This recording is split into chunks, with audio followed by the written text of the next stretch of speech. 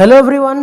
तो आज हम लोग हेलो एल्केन्स और हेलो एरिन्स के और एक लेक्चर कर रहे हैं। इससे पहले वाले लेक्चर में हम लोगों ने इसका क्लासिफिकेशन, इसका नोमेनक्लेचर और नोमेनक्लेचर में जो भी टाइप्स हम लोग सीख सकते हैं, इंपॉर्टेंट टर्म्स मैंने आप लोगों को बताया था और कुछ मेडिसिनल पॉइंट ऑफ व्यू भी आप लोगों को बताया था और ये भी बताया था कि वो एनसीईआरटी में है and that is also very important.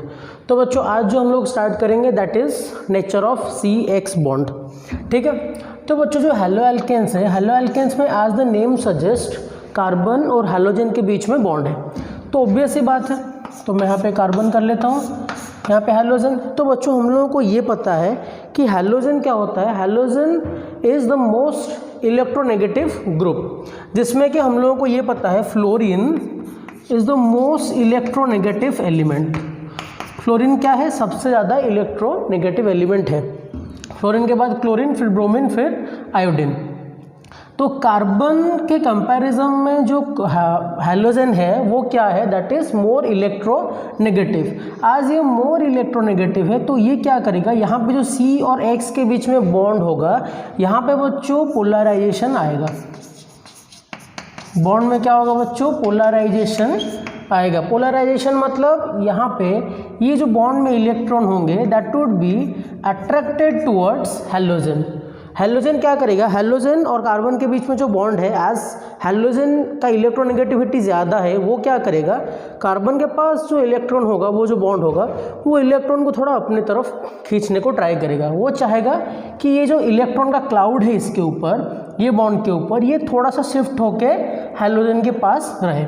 तो इसीलिए इसके ऊपर पार्शियल नेगेटिव, इसके ऊपर पार्शियल पॉजिटिव चार्ज क्रिएट होगा।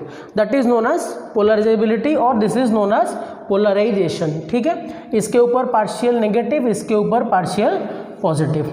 देखो बच्चों, इससे और एक बात क्या पता चलता है कि अगर हम लोग कोई यहाँ से न्यूक्लियोफाइल को सब्स्टिट्यूट करेंगे, जैसे कि मान लो मेरे पास जो ये है कार्बन हो गया, ये X आ गया, ये आ गया पॉजिटिव, ये आ गया नेगेटिव। तो मान लो यहाँ से जो X है, X के ऊपर आज नेगेटिव सेंटर बन रहा है, नेगेटिव पार्शियल नेगेटिव चार्ज आ रहा है, तो X क्या होगा, एक अच्छा लिविंग ग्रुप होगा। तो कोई भी न्यूक्लियोफिलिक सब्स्टिट्यूशन रिएक्शन होगा तो इस सेंटर से यहाँ से क्या होगा, X रिमूव होगा। अगर यहाँ पे पॉजिटिव है मतलब इसको कौन अटैक करेगा, इसको क्या अटैक करेगा, न्यूक्लियोफाइल। तो कार्बन को एक न्यूक्लियोफाइल पसंद करेगा। ठीक है, so this is nature of CX bond. तो इसमें बच्चों कुछ इंपॉर्टेंट कॉन्सेप्ट है जो कि एनसीईआरटी में है। जैसे कि आप लोगों को पता है कि जो साइज है, साइज ऑफ एटम अगर हम लोग बोलेंगे, साइज ऑफ एटम सबसे बड़ा किसका है। जैसे ही हम लोग डाउन द ग्रुप जाएंगे, डाउन द ग्रुप क्या होता है, साइज बच्चों बढ़ता है। साइज ऑफ द एटम क्या होता है, इंक्रीज होता है।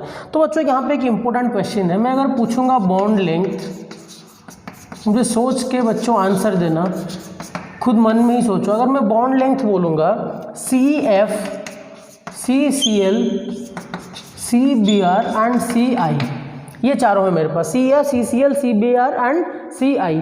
इनके बीच में बच्चों में बोलूँगा सबसे ज़्यादा बॉन्ड लेंथ किसका होगा। जल्दी से सोचो बच्चों, बॉन्ड लेंथ सबसे ज़्यादा किसका होगा, किसका होना चाहिए। देखो फ्लोरीन का साइज छोटा है, कार्बन तो फिक्स्ड है हर एक केस में, तो कार्बन और फ्लोरीन के बीच में बॉन्ड बन रहा है। अब क्या होगा, फ्लोरीन से क्लोरीन बड़ा है, तो कार्बन और फ्लोरीन के बीच में जो बॉन्ड होगा, ये बॉन्ड लेंथ क्या होगा, थोड़ा इंक्रीज हो जाएगा।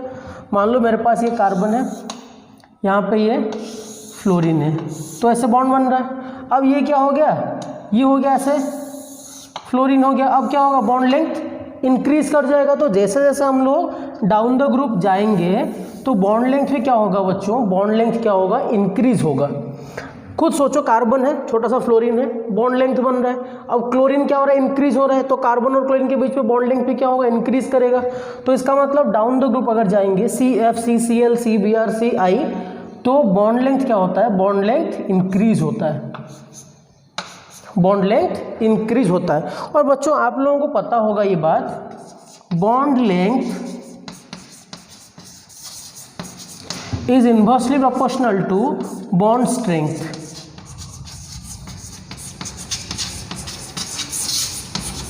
और आप लोगों को ये बात भी पता होगा कि बॉन्ड स्ट्रेंथ जो है, ये बात हमेशा बच्चों याद रखना, ऑर्गेनिक केमिस्ट्री के क्वेश्चन के लिए बॉन्ड लेंथ, बॉन्ड स्ट्रेंथ और बॉन्ड एंथैल्पी जो बोलते हैं हम लोग, जितना बॉन्ड स्ट्रेंथ होगा उतना ही अच्छा बॉन्ड एंथैल्पी होगा।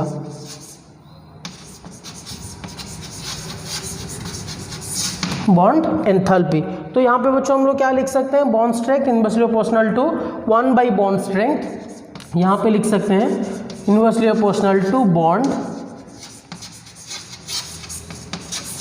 एंथैल्पी, ऐसे लिख सकते हैं हम लोग। तो जैसे जैसे बच्चों हम लोग डाउन द ग्रुप जाएंगे, CF, CCl, CBr and CI, यहाँ पे क्या होगा, बॉन्ड लेंथ बच्चों इंक्रीज होगा और जो बॉन्ड स्ट्रेंथ होगा वो क्या होगा, डिक्रीज होगा। सॉरी, बॉन्ड स्ट्रेंथ क्या होगा, डिक्रीज होगा and bond enthalpy is also decrease. तो यहाँ पे और एक बच्चों जो NCERT में सिंपल सा एक एक्सेप्शन गिवन है और क्वेश्चन में भी किसी बार पूछ लिया गया है। तो वो क्वेश्चन एक्चुअली क्या है, जो डाइपोल मोमेंट होता है बच्चों,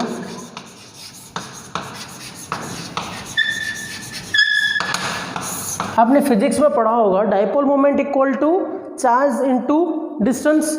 तो वहाँ पे जो चार्ज होता है, यहाँ पे जो C और X के बीच में जो गैप होगा, इसके बीच में इसका कुछ इलेक्ट्रोनेगेटिविटी है, इसका कुछ इलेक्ट्रोनेगेटिविटी है, ये जो डिफरेंस होगा that will be considered as Q। Normal ऐसे कैसे लिखा जाता है, Q इंटू डी लिखा जाता है किसी जगह पे, और ऐसे भी लिखा जाता है डाइपोल मोमेंट को, Q इंटू डी। तो ये जो यहाँ पे Q है that is the difference between carbon and halogen atom. तो बच्चों यहाँ पे क्या होना चाहिए, देखो जो NCERT बुक में गिवन है, जैसे कि मैं बोलूँगा डाइपोल मोमेंट एक्चुअली क्या होता है, फ्लोरीन सबसे ज़्यादा इलेक्ट्रोनेगेटिव है। अगर मैं इलेक्ट्रोनेगेटिविटी के टर्म्स में बोलूँगा तो फ्लोरीन, फिर क्लोरीन, फिर ब्रोमीन, फिर आयोडीन, ये ऑर्डर है। तो बच्चों अगर मैं बोलूँगा डाइपोल मोमेंट के बारे में, तो यहाँ पे फ्लोरीन और यहाँ पे कार्बन का जो गैप होगा, और यहाँ पे ब्रोमीन, क्लोरीन और कार्बन का जो गैप होगा, फिर उसके बाद ब्रोमीन और कार्बन के बीच में गैप होगा, तो ये गैप क्या होगा, धीरे धीरे कम होता जाएगा, क्योंकि सबसे ज़्यादा फ्लोरीन का है। फ्लोरीन का ऑलमोस्ट इलेक्ट्रोनेगेटिविटी कितना है, 4 है, कार्बन का 2 के आसपास शायद है, तो वो गैप है 2 हो रहा है। फिर इसके बाद ये 3.8 आ रहा है, तो वो गैप करीबन 1.8 के आसपास आ रहा है। तो जैसे जैसे हम लोग नीचे जाते जाएंगे तो जो गैप होगा कार्बन और फ्लोरीन के बीच में, कार्बन और ब्रोमीन के बीच में, वो क्या होगा, धीरे धीरे कम होता जाएगा। तो ये क्वेश्चन है। तो डाइपोल मोमेंट क्या होना चाहिए, डाइपोल मोमेंट नॉर्मली जो ऐसा एक प्रेडिक्शन क्या है हम लोगों का, अगर मैं बोलूँगा CH3, यहाँ पे बॉन्ड है मान लो F, CH3F, ऐसे टेबल बना देते हैं, that would be easy for you. CH3F, CH3Cl, CH3Br, CH3I, ये होना चाहिए। और बच्चों डाइपोल मोमेंट जो है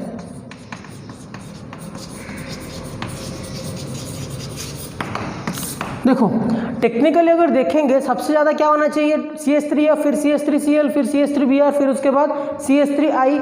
लेकिन बच्चों ये ऐसा नहीं होता। यहाँ पे क्या हो रहा है, what is the factor here, actually में आंसर इसका क्या गिवन है, what is the answer given, the real answer given is, पहले क्या होता है, सबसे ज़्यादा है CH3Cl, बताऊंगा बच्चों क्यों है, फिर उसके बाद है CH3F, फिर बच्चों है CH3Br, फिर उसके बाद CH3I। ये ऑर्डर गिवन है और बच्चों ये बहुत इंपॉर्टेंट है, this is very very important. ये एक बार क्वेश्चन में पूछा गया है ऑलरेडी, ये ऑलरेडी क्वेश्चन में पूछा गया। इसका वैल्यू जो है शायद 1.860 है, मैं डिस्प्ले करवा दूंगा वैल्यूज़। ये 1.847 के आसपास है, ये भी 1.83 कुछ है, फिर ये भी डाउन ग्रुप ऐसे ही है। NCERT बुक में आप थोड़ा ये वैल्यू देख लेना, CH3 का वैल्यू मुझे याद नहीं आ रहा है, लेकिन यही वैल्यू है। सबसे ज़्यादा जो है किसका है, वो CH3Cl का है। तो आप लोगों को ये लगना चाहिए कि ये एक्सेप्शन यहाँ पे क्यों आया। देखो तो बेसिक पॉइंट इज हियर कि यहाँ पे जो कार्बन और X का गैप हो रहा है, कार्बन फ्लोरीन और कार्बन क्लोरीन, ये जो गैप है ये ऑलमोस्ट आसपास के हैं। लेकिन जो यहाँ पे हम लोग कहाँ गया, कार्बन फ्लोरीन, हाँ ये D, जो डिस्टेंस होता है बच्चों, जैसे कि मैं बोलूँगा एक्चुअली में क्या हो रहा है, ये डिफरेंस का वैल्यू और बॉन्ड का वैल्यू दोनों को मल्टीप्लाई करने के बाद डाइपोल मोमेंट का वैल्यू आता है। लेकिन यहाँ पे जो फैक्टर्स होते हैं जैसे कि बॉन्ड लेंथ हो गया और जो क्या हो गया चार्ज का गैप हो गया, उन दोनों को मल्टीप्लाई करने के बाद CCl का वैल्यू थोड़ा सा CF से ज़्यादा आ रहा है। और आप लोग बाकी केसेस में देखोगे जैसे कि साइज़ बहुत बड़ा हो रहा है लेकिन उस हिसाब से इलेक्ट्रोनेगेटिविटी कम है, तो इसलिए ये जो वैल्यूज़ है ना वो ऑलमोस्ट 1.8 सबके आसपास है, किसी का 1.3, किसी का 1.86, किसी का 1.83, तो that is very close value. तो ज़्यादा गैप भी नहीं है, इतना गैप भी नहीं है, लेकिन सबसे ज़्यादा किसका है CH3Cl का है। और इसमें और दो फैक्टर्स भी होते हैं जो कि बच्चों आपको अभी पढ़ाना नहीं है, वो फैक्टर्स जब आप लोग हायर क्लासेस में जाओगे इसके बारे में आप और पढ़ोगे। पोलराइजेशन, पोलराइजेबिलिटी एक फैक्टर होता है और साइज़ फैक्टर भी इसमें मैटर करता है। इसमें बहुत सारे फैक्टर्स हैं और बच्चों, पोलराइजेबिलिटी, साइज़ फैक्टर, तो ये जो वैल्यूज़ है ऑलमोस्ट आसपास सेम है। तो इसमें से बच्चों कभी कभी एक दो क्वेश्चन पूछ लेता है, एक क्वेश्चन मैक्सिमम पूछ लेता है कभी कभी इसको रिलेटेड, तो ये थोड़ा कॉन्सेप्ट याद रखना, ये स्पेशल इस कॉन्सेप्ट को याद रखना, ठीक है, ओके।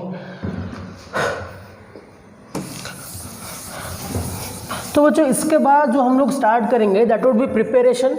आई थिंक प्रिपरेशन का करीबन ज़्यादा वीडियो बनेगा, आई थिंक 3 के आसपास वीडियो बन जाएगा, क्योंकि बच्चों जो आज मैं पढ़ाऊंगा फ्री रेडिकल सब्स्टिट्यूशन उसको थोड़ा सा डिटेल्स में पढ़ाऊंगा ताकि जो एंट्रेंस पॉइंट ऑफ व्यू है वो थोड़ा सा आप लोगों का और क्लियर हो जाए। देखो बच्चों, पहले जो मैं पढ़ाऊंगा 2 क्लासेस में free radical substitution, Markovnikov's rule, anti Markovnikov's rule, आज मैं फ्री रेडिकल सब्स्टिट्यूशन पूरा बताऊंगा अच्छे से, लेकिन मैं एक्सपेक्ट यही करूंगा कि आप जब नेक्स्ट क्लास में आएंगे तो मार्कोनिकॉफ्स रूल और एंटी मार्कोनिकॉफ्स रूल के बारे में मैंने ऑर्गेनिक केमिस्ट्री रिवीजन करके एक वीडियो डाला है, तो वो वीडियो का एक बार देख लो अच्छे से। मैं फिर से ही बता दूंगा यहाँ पे, लेकिन मैं इतना डिटेल्स में नहीं बताऊंगा, नॉर्मली बताऊंगा, वहाँ पे मैंने पूरा डिटेल्स में बताया हुआ है, तो आई थिंक वो वीडियो का आप लोग एक बार चेक कर लेना। लेकिन फ्री रेडिकल सब्स्टिट्यूशन के बारे में नहीं बनाया हूँ तो डिटेल्स में बता दे रहा हूँ अभी पूरा। तो बच्चों प्रिपरेशन स्टार्ट करते हैं। प्रिपरेशन ऑफ हेलो एल्केन और एल्किल हैलाइड, प्रिपरेशन स्टार्ट करते हैं। जैसे कि पहले हम लोग सीखेंगे एल्केन से। एल्केन से तो बहुत मेथड से भी है, लेकिन जो पहला मेथड बच्चों हम लोग सीखेंगे वो है फ्री रेडिकल सब्स्टिट्यूशन। बच्चों आप लोगों ने हाइड्रोकार्बन चैप्टर में फ्री रेडिकल सब्स्टिट्यूशन के बारे में सीखा था, फ्री रेडिकल सब्स्टिट्यूशन के बारे में आपने सीखा था। Normally free radical substitution sunlight के प्रेजेंस में होता है, आप लोगों ने सीखा होगा। ये halogenation of alkanes is known as a property of free radical substitution. Free radical substitution mechanism से वो रिएक्शन काम करता है। तो आप लोगों ने इसके बारे में आपको पता होगा, जैसे कि आपने रिएक्शन देखा होगा क्लास 11th में, CH4 + Cl2 in the presence of HNu और सनलाइट, जो भी बोल लो।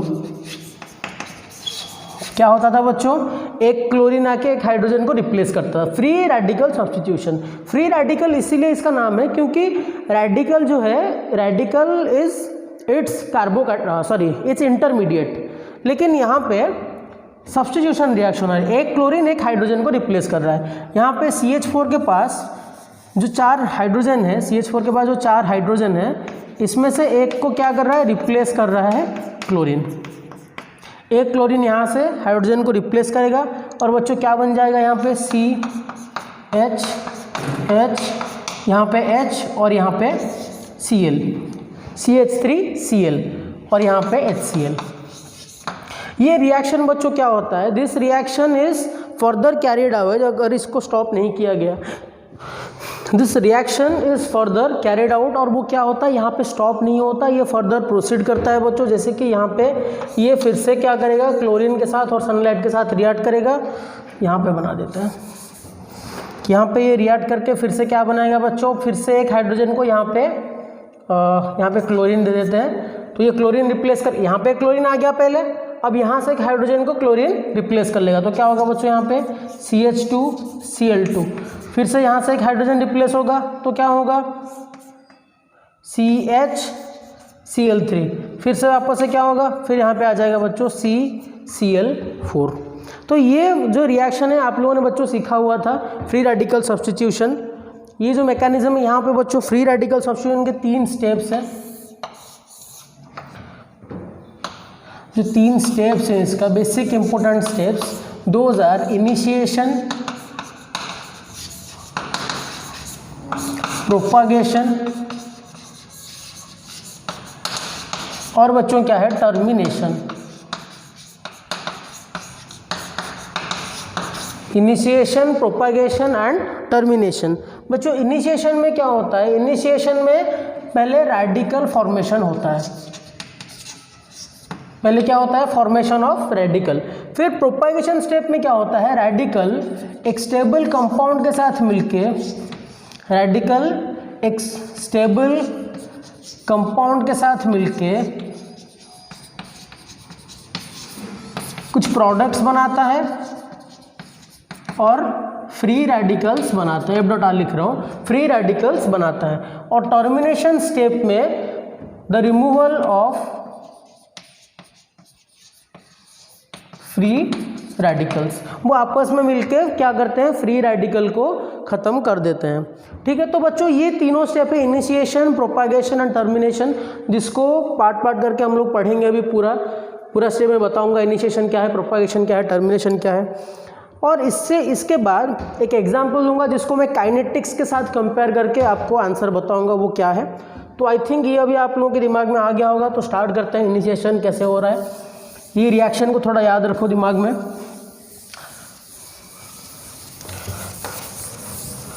देखो जो फ्री रेडिकल सब्स्टिट्यूशन एक अच्छा मेथड नहीं है for the preparation of alkyl halides.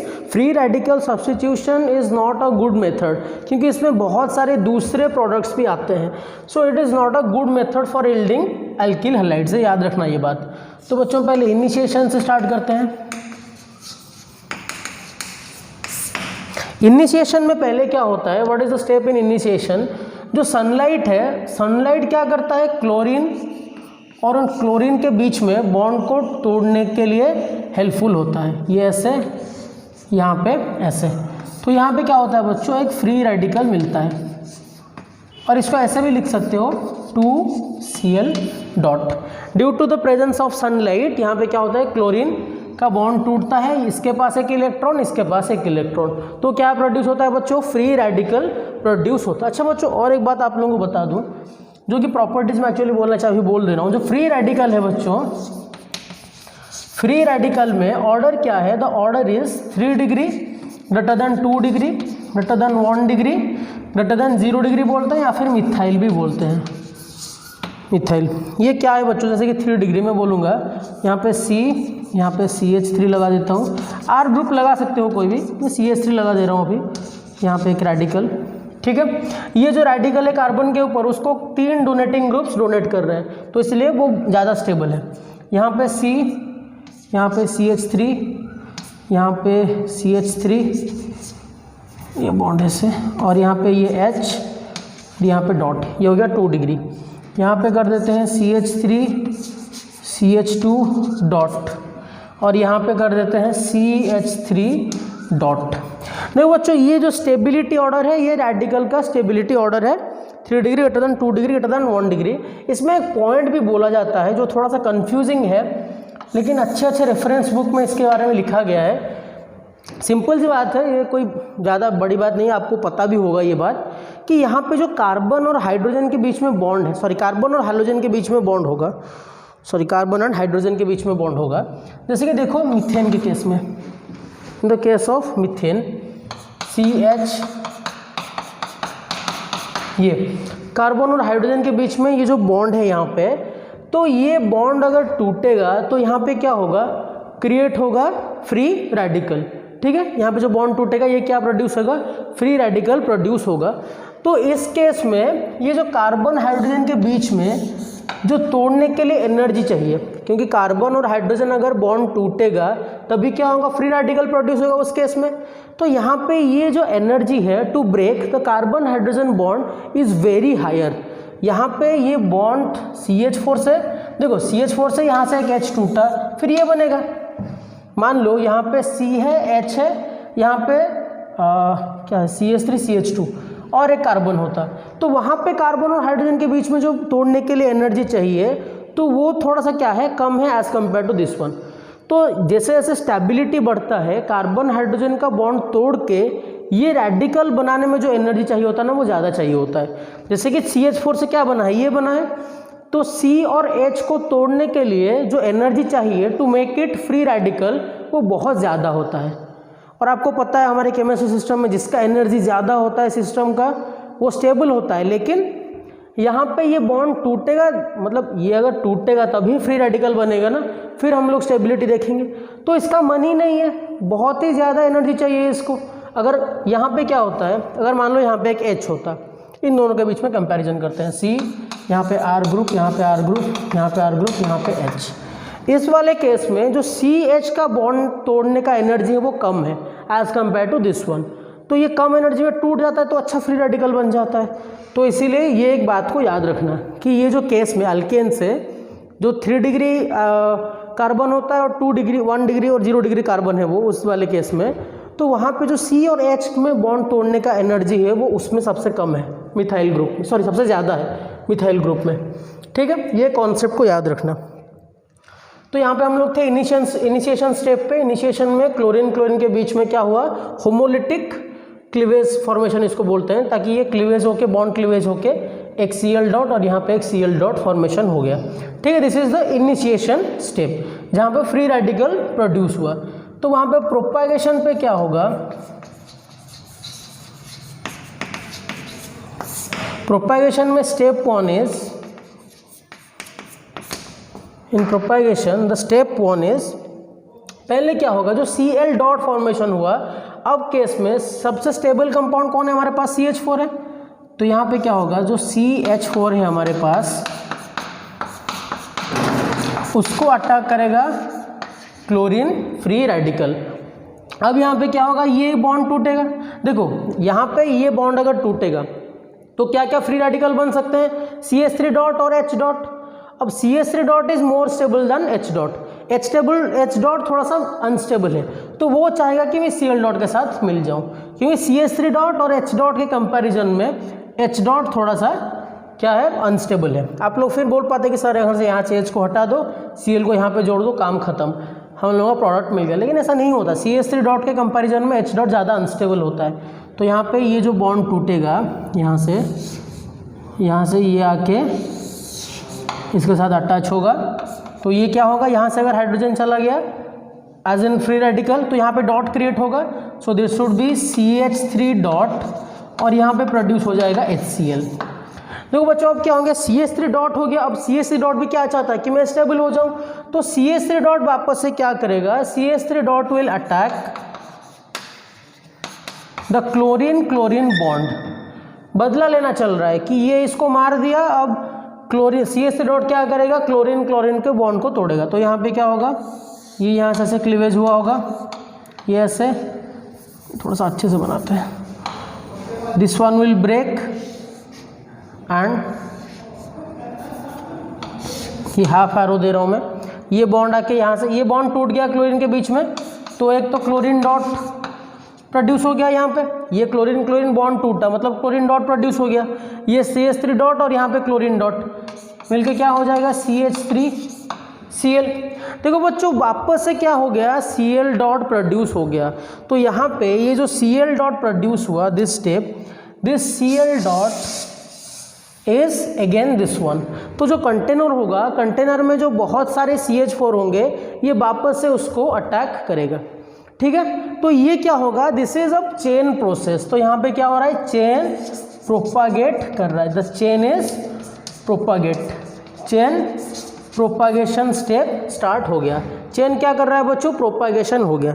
जो फाइनल, अच्छा किसी बुक में क्या होता है बच्चों, ऐसा एक प्रोबेबिलिटी दिया जाता है कि जो ये Cl डॉट है ये चाहे तो इसको अटैक कर सकता है, इसको अटैक नहीं करे, इसको अटैक कर सकता है जो कि कर रहा है, या फिर इनमें से किसी को अटैक कर सकता है। अगर CH3Cl को Cl डॉट अटैक कर लिया, एक एग्जांपल दिखा रहा हूँ, अब ये वापस से इसको अटैक कर लिया, मान लो CH3Cl डॉट अटैक कर लिया, तब क्या करेगा, यहाँ से एक H को ये रिप्लेस करेगा, तो ये क्या बन जाएगा,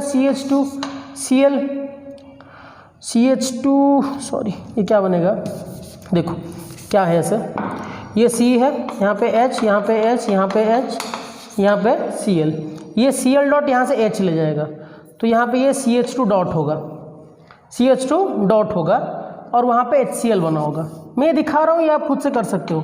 यहाँ पे HCl बना होगा, ये फिर से Cl डॉट को अटैक करेगा तो यहाँ पे आके Cl अटैच हो जाएगा। तो जो दिखा देना हम लोग CH2 डॉट CH2Cl2 फिर उसके बाद CHCl3, तो ये ऐसे प्रोड्यूस हो सकता है, लेकिन हर एक स्टेप का एक मैकेनिज्म अगर आप अलग अलग करोगे तो बेहतर है वो। तो ये किसी किसी बुक में प्रोबेबिलिटी दिखाया जाता है कि अगर ये इसको अटैक कर रहा है वापस से, अगर इसको भी अटैक कर लिया तो क्या होगा। तो वैसा ही सेम मैकेनिज्म है कि अगर Cl डॉट ये कंपाउंड को अटैक कर रहा है तो Cl डॉट यहाँ से एक H को ले जाएगा, ठीक है, फिर से वही रेडिकल बनेगा, फिर से वो Cl बॉन्ड को अटैक करेगा। तो ये प्रोसेस कंटिन्यू चल रहा है। This is chain propagation. Termination step में क्या होता है, this is step 2, this is step 2। Step 1 step में क्यों लिख रहा हूँ, इसका एक इंपॉर्टेंट पॉइंट है, वो बताऊंगा मैं। तो बच्चों फाइनल स्टेप जो आता है that is termination. The final step is termination.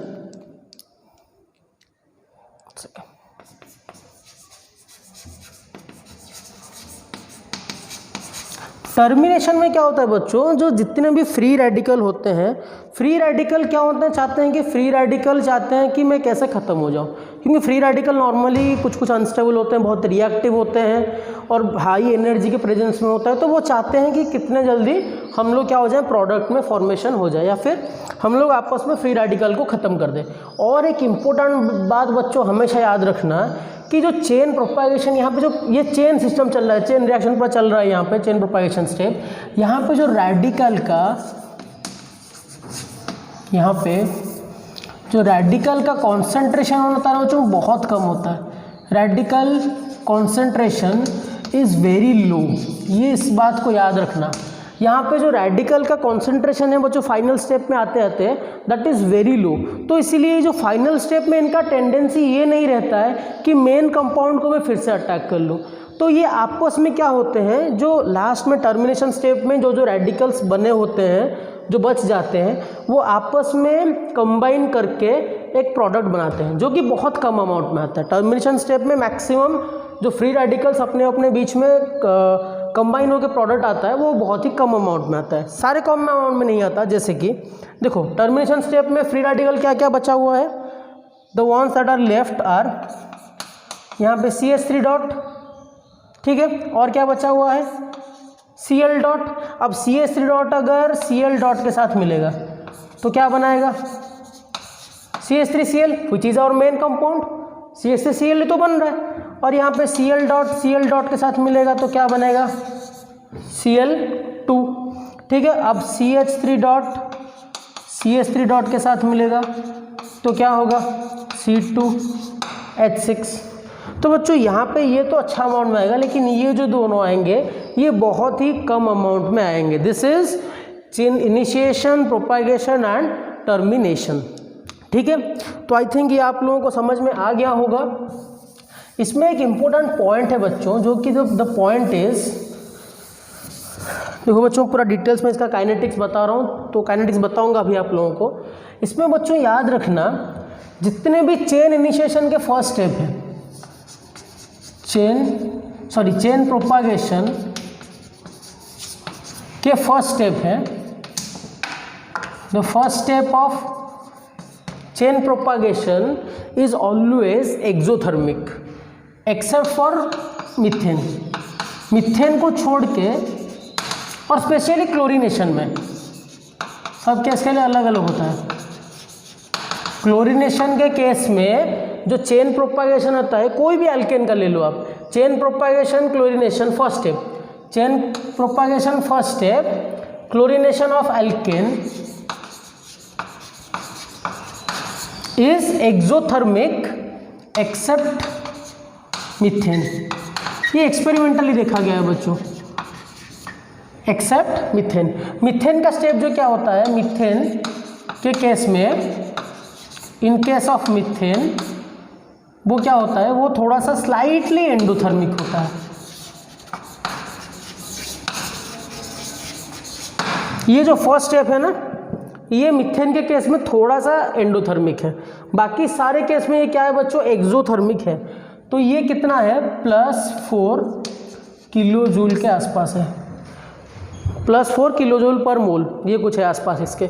Endothermic में तो प्लस तो आएगा ही डेल एच का वैल्यू, तो this is very low endothermic, ठीक है। बाकी सारे केसेस क्या होता है, एक्सोथर्मिक होते हैं, ठीक है। और एक बात बच्चों, अभी मैंने आप लोगों को बॉन्ड एंथैल्पी के बारे में बोला था, दैट इज बॉन्ड एंथैल्पी। तो बॉन्ड एंथैल्पी जैसे जैसे हम लोग डाउन द ग्रुप जाते हैं, CCl, CBr ऐसे जब जाते हैं तो क्या होता है, बॉन्ड लेंथ इंक्रीज होता है, मतलब बॉन्ड एंथैल्पी क्या होता है, कम होता है, ठीक है ना। बॉन्ड एंथैल्पी क्या होता है, कम होता है, ये बात को याद रखना। तो यहाँ पे बच्चों और एक बात देखा गया है कि फ्री रेडिकल सब्स्टिट्यूशन में फ्लोरीन फिर ब्रोमीन फिर आयोडीन, इसमें से क्या है, फ्लोरीन और आयोडीन के बीच में ये सबसे क्या है, फास्टेस्ट है।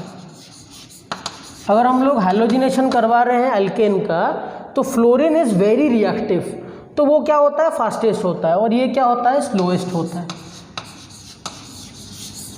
एक्चुअली ये जो फास्टेस्ट स्लोएस्ट आया है ना, ये सब काइनेटिक्स से ही आया है। कौन सा रिएक्शन फास्ट हो रहा है, कौन सा रिएक्शन स्लो हो रहा है, ये तो काइनेटिक्स में ही हम लोगों ने पढ़ा था। तो काइनेटिक एक्सपेरिमेंट होता है ना, उससे क्या होता है बच्चों, ये सारी बातें क्लियर हो जाते हैं।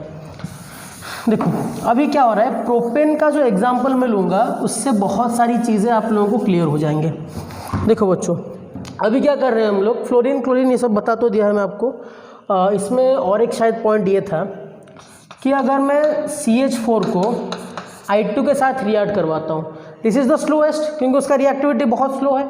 तो बच्चों ये ऑलमोस्ट रिवर्सिबल रिएक्शन जैसा ही है।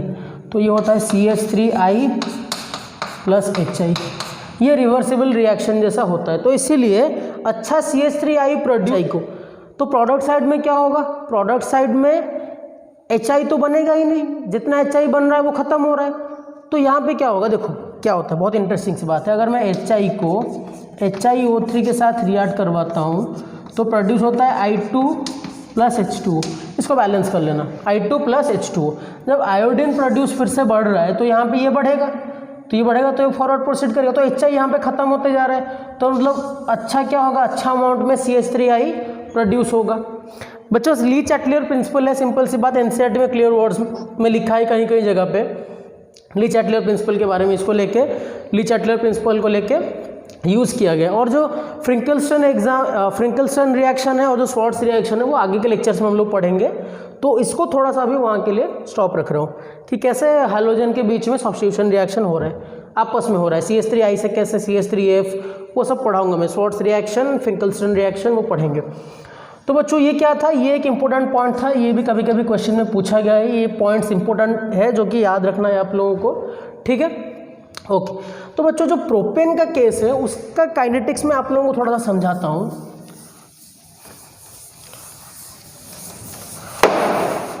देखो अगर मैं प्रोपेन का हैलोजिनेशन करता हूँ,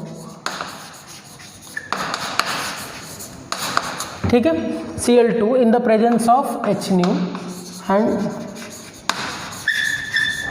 सनलाइट, तो यहाँ पे बच्चों क्या आने का चांसेस है, ये जो Cl है ये चाहे तो यहाँ से ले सकता है, ये दोनों कार्बन तो सेम ही है, 1 डिग्री कार्बन है, तो चाहे तो ये यहाँ से हाइड्रोजन को रिप्लेस कर सकता है या फिर यहाँ से हाइड्रोजन को रिप्लेस कर सकता है। अगर ये यहाँ से हाइड्रोजन को रिप्लेस किया तो क्या होगा, CH3 CH2 CH2 Cl ऐसे प्रोड्यूस हो गया।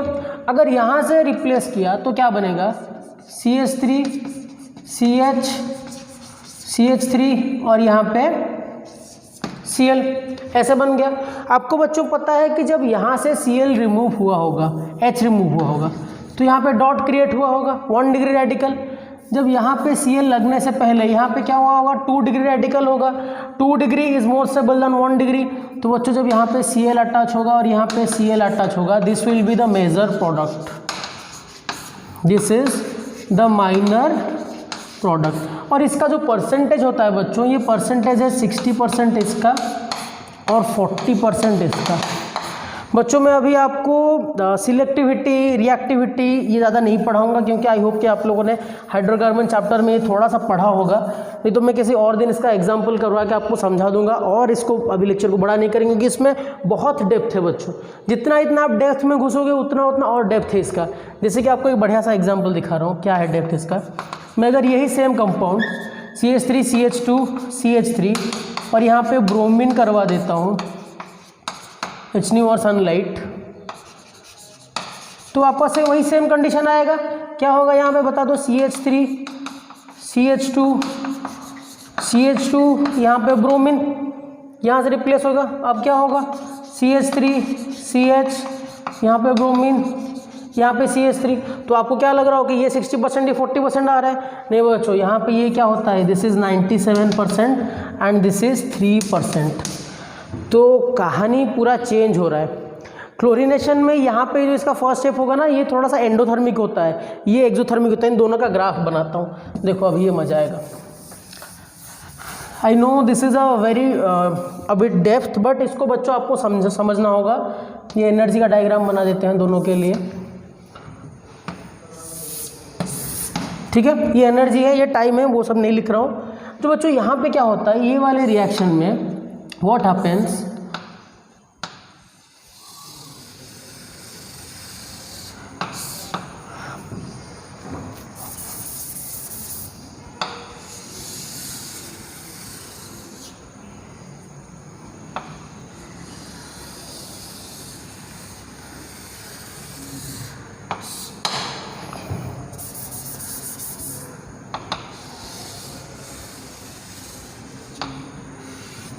ये कुछ इस तरह का होता है। अगर मैं बोलूँगा यहाँ पे ये CH3 CH2 CH3 plus Cl2 है यहाँ पे, और Cl डॉट अगर कर लूँगा यहाँ पे Cl डॉट जो भी Cl2 है, तो यहाँ पे अगर ये CH3 CH डॉट CH2 ये है और ये है बच्चों CH3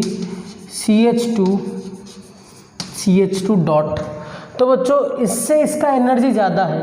यहाँ से ये करीबन ये शायद कुछ 13 किलो जूल के आसपास है। ये जो गैप है ना बच्चों, ये 13 किलो जूल के आसपास है। ये जो गैप है this is 4 kilo joule gap. ये क्या है, 4 किलो जूल गैप है। इसका एक्टिवेशन एनर्जी, ऊपर का एक्टिवेशन एनर्जी नीचे का एक्टिवेशन एनर्जी से ज़्यादा है। तो मतलब ये जो प्रोडक्ट बन रहा है ना मेजर, ये उसका ग्राफ है, वो थोड़ा सा कम एनर्जी, मतलब 4 किलो जूल कम एनर्जी में अपना ट्रांजिशन स्टेट को ला सकता है। तो ऑब्वियसली हम लोग यही चाहते हैं कि कितने कम एनर्जी में ट्रांजिशन स्टेट फॉर्मेशन हो जाए।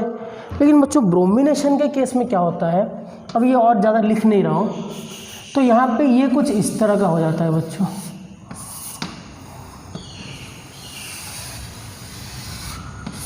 वही तो एनर्जी में थोड़ा सा फर्क है, लेकिन यहाँ पे जो एक्सोथर्मिक आ रहा है वहाँ पे वो पार्ट क्या आ रहा है, थोड़ा सा एक्सोथर्मिक आ रहा है। वो थोड़ा सा बच्चों डेप्थ कॉन्सेप्ट हो गया, उसको अभी थोड़ा भूल जाओ, टेंशन नहीं है, थोड़ा सा याद रखो।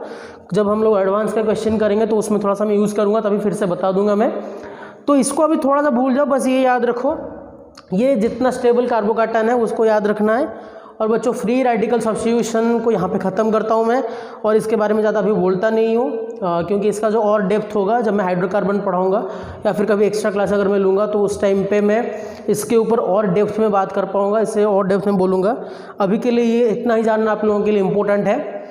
तो बच्चों नेक्स्ट क्लास में क्या होगा, आप लोगों के ये टास्क है कि मैं जो ऑर्गेनिक केमिस्ट्री का रिवीजन वीडियो बनाया हूँ, Markovnikov's rule, anti Markovnikov's rule, तो आप लोग जाके उसको एक बार देख लो अच्छे से, क्योंकि जो आगे की क्लास में मैं उसको ही पढ़ाऊँगा, रिवाइज करवाऊँगा और उसको जल्दी रिवाइज कर। बच्चों फ्री रेडिकल सब्स्टिट्यूशन का एक छोटा सा एप्लीकेशन है, जो कि फ्री रेडिकल सब्स्टिट्यूशन का जो एप्लीकेशन हम लोग बोलते हैं ब्लियोमाइसिन, जिसको बोलते हैं हम लोग ब्लियोमाइसिन, ये वो उसका बच्चों एप्लीकेशन है। Bleomycin is use for the drugs of cancer. ये कैंसर को ट्रीटमेंट के लिए यूज़ किया जाता है, कैंसर ड्रग्स बोलते हैं इसको। तो इसको बच्चों थोड़ा सा याद रखना, दिस इज़ अ इम्पोर्टेंट। तो बच्चों ये कैंसर का एक ड्रग्स है ब्लियोमाइसिन, जिसको हम लोग यूज़ करते हैं। और इसका क्या बच्चों यही है, किस कैंसर के लिए यूज़ होता है, टेस्टिकुलर कैंसर के ट्रीटमेंट के लिए यूज़ किया जाता है। ये बस एक फैक्टर मुझे याद आया था, जो कि मैं आप लोगों को सोचा कि बता देना इम्पोर्टेंट है। तो बच्चों नोट्स बनाते रहो, पढ़ते रहो। Have a very nice day and thank you.